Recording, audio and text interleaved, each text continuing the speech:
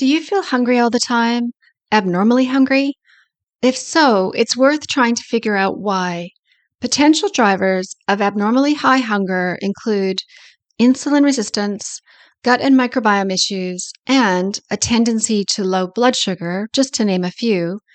Another potential driver or mechanism of abnormally high hunger is food addiction, which is controversial, but I would say very real for some people.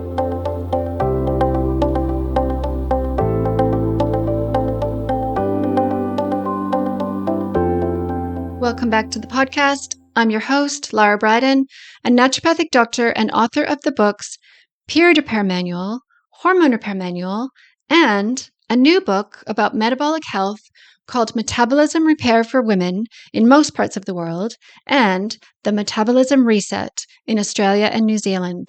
Two titles, the same book. The book will be out on the 28th of May, 2024, and today's episode is a little teaser of just some of what it contains.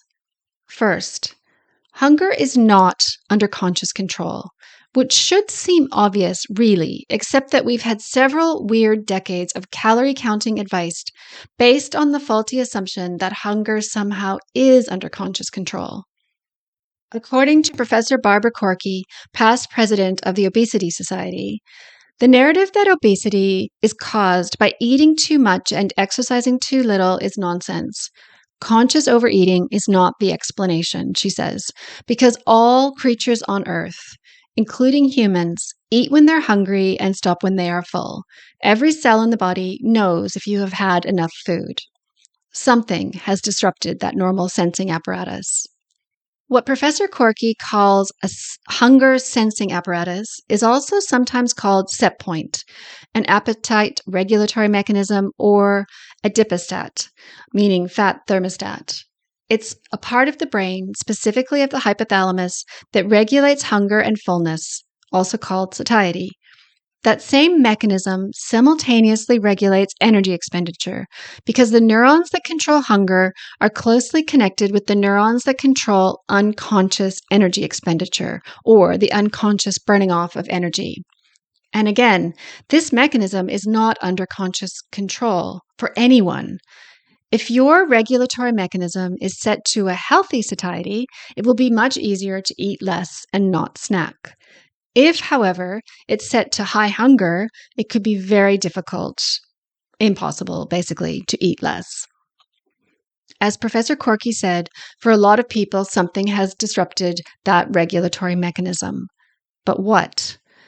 Well, scientists are scrambling to figure that out, but the ultimate cause of the dysfunction is likely a combination of factors in our modern world, including environmental toxins, medications, and of course, our modern food environment, especially ultra-processed food.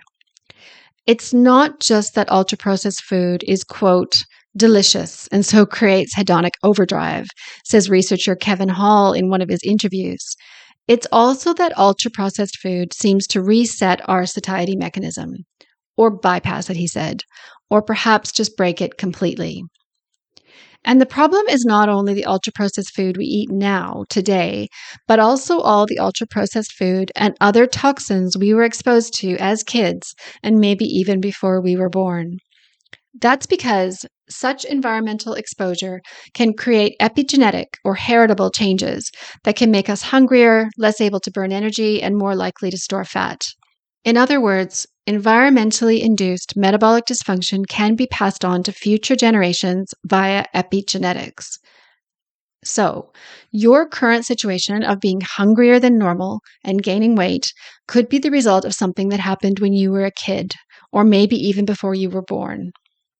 It's really cruel and unfair, but you can still do something about it. As you'll see in my new book, which is essentially a troubleshooting manual, repairing that broken satiety mechanism requires identifying and correcting various drivers or mechanisms of abnormally high hunger, such as insulin resistance, leptin resistance, gut and microbiome problems, a tendency to low blood sugar, which, by the way, is made worse by insulin resistance, medication, circadian disruption, food sensitivities, stress, certain aspects of female hormone issues, nutrient deficiency, and more.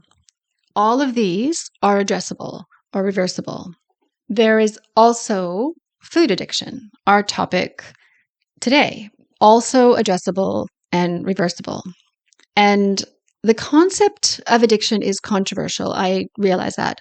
But I want to explore it just a little today and hopefully get some of your feedback as to how to tackle the topic in future posts and videos. So, what is food addiction exactly? Well, it's a controversial term that potentially describes the compulsive and uncontrollable eating of certain foods, usually ultra-processed foods, despite negative consequences, with an inability to reduce consumption despite the desire to do so, and potentially withdrawal symptoms when the foods are stopped. Food addiction involves the reward system, which is like the brain's motivational conductor. The reward system orchestrates all our desires, motivations, and cravings, and tags experiences, including eating experiences, with a shot of dopamine to tell the brain, this is good, let's do it again. The reward system itself is not bad. In fact, without it, we would never want anything or do anything. But the reward system can become a problem when it becomes hijacked by an addictive substance. In that case, you'll end up needing more and more stimulus, such as a sugary drink or food, just to get the same hit.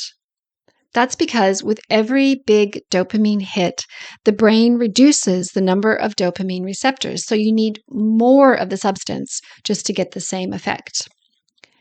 I always try to explain to patients about the dopamine high, says clinical psychologist and food addiction researcher Dr. Jen Unwin, and how, quote, it starts the craving, which makes people search for the next sugar hit. Just thinking about the next chocolate bar gets the dopamine running for many people, and the more they tread this path, the worse it gets because the dopamine receptors keep reducing. Dr. Unwin is just one of several researchers working in this field. Others include Professor Ashley Gerhardt, who formulated a clinical assessment tool called the Yale Food Addiction Scale, and Associate Professor Jeffrey Kuhlgren, who said in an interview that, quote, we need to understand that cravings and behaviors around food are rooted in brain chemistry and heredity, and that some people may need additional help just as they would to quit smoking or drinking. According to a 2023 poll conducted by Professors Gerhardt and Kuhlgren, link in the show notes, at least 1 in 8 people over age 50 show signs of food addiction. That number is even higher in women.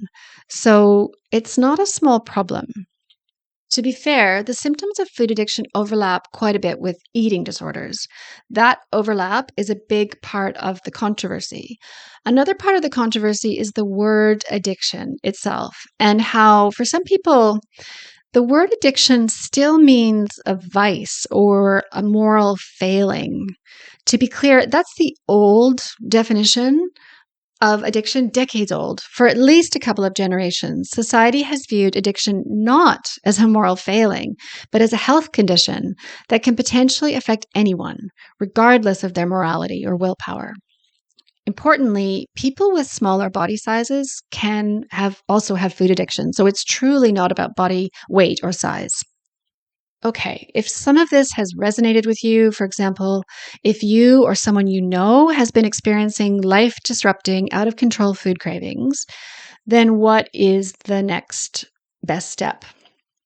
Step 1 is to try to get a diagnosis. Ideally, that would involve a sympathetic clinician who can apply the Yale Food Addiction Scale.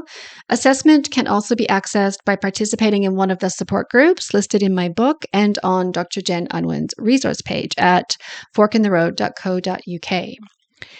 After that, you'll need to line up support, whether that's from a clinician or a support group or both. Every expert I've spoken with agrees that recovering from food addiction is not something a person can go alone. You'll also need physical support, which can come from getting enough rest and sleep, as an example, and eating enough protein, as another example.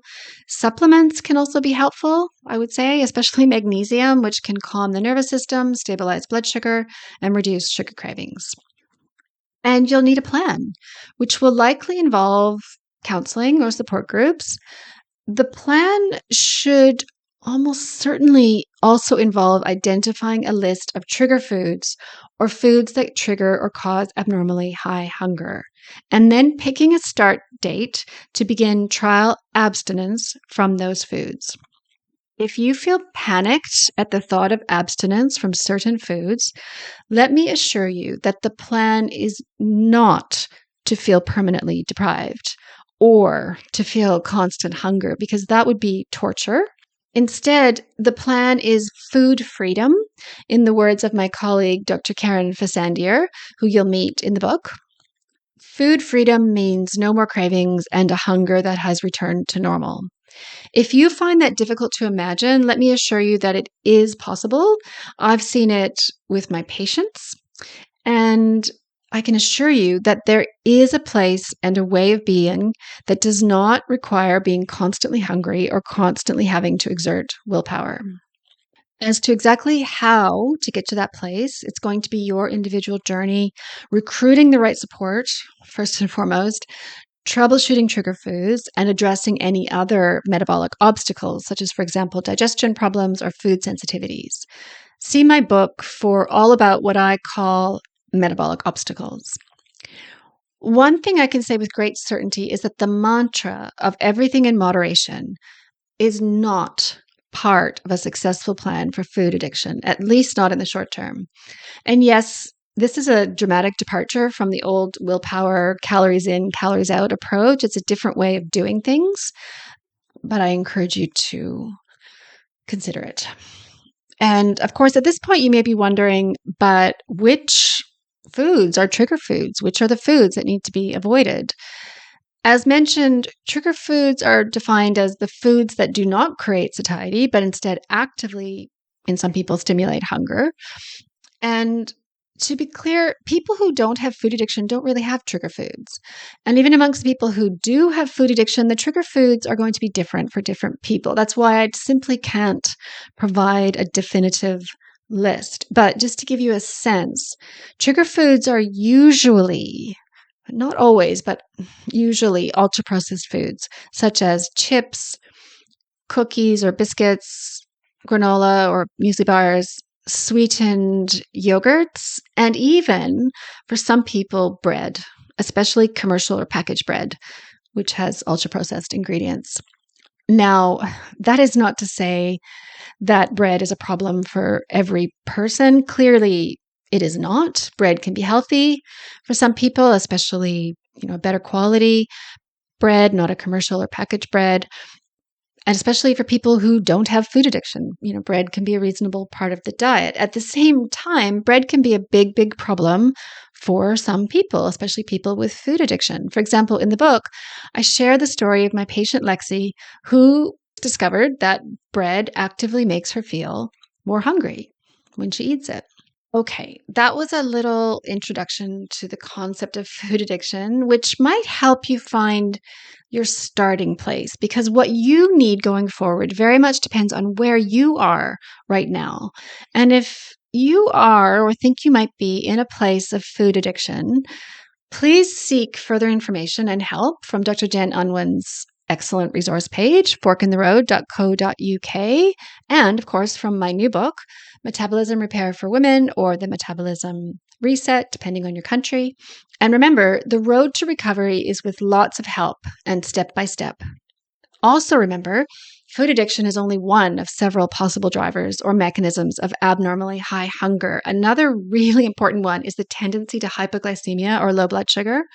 As it turns out, the symptoms of food addiction, hunger and intense cravings for highly palatable foods, usually sugar and high carb foods, and possible withdrawal symptoms, including shakiness when those foods are stopped, are quite similar to the symptoms of low blood sugar or hypoglycemia, which would be hunger, shakiness, and sometimes an intense need for sugary or high carb foods. The big difference between food addiction and hypoglycemia is that recovery from food addiction can be a long journey, while treatment of hypoglycemia is relatively straightforward with the blood sugar stabilizing strategies that we'll discuss in the next episode and in my book. And just to say, of course, you could have both food addiction and hypoglycemia. Finally, please share your thoughts about this topic. Do you find food addiction a helpful concept? If not, why not? Bearing in mind that it may simply not apply to you, which is fine. And what other food addiction recovery resources can you suggest? Can you potentially share with the other listeners of this podcast? You can leave a comment on the YouTube video, on the blog post associated with this episode at larabryden.com, or in my forum on the topic that I'll create for this episode. I hope that's been helpful, and thanks so much for listening. Please share and leave a review. And I'll see you next time when I'll discuss low blood sugar and what you can do about it.